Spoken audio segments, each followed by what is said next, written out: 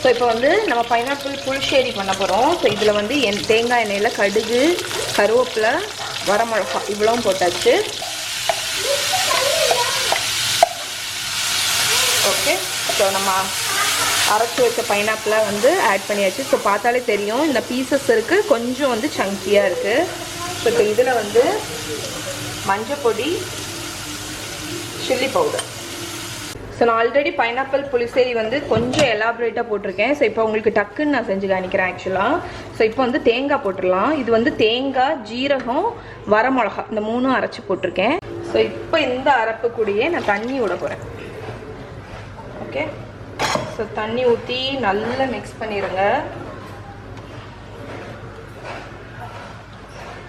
இதில் வந்து உப்பு போட்டுடலாம்.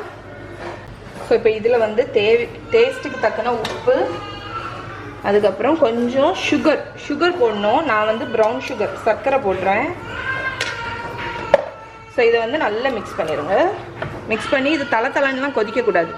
ஓரத்தில் அப்படி நுரைச்சிட்டு வரும்போது ஆஃப் பண்ணிடலாம். ஓகே, இப்போ இது வந்து நுரைச்சிட்டு வருது. இந்த டைமில் நான் அடுப்பை ஆஃப் பண்ணிவிட்டு தயிர் ஊற்றிட போகிறேன். ஸோ ஒரு 1/2 கப் தயிர் ஊற்றி நல்லா மிக்ஸ் பண்ணிடுவேன். சூப்பரான பைனாப்பிள் புளிசேரி ரெடி ஆயிடுச்சு.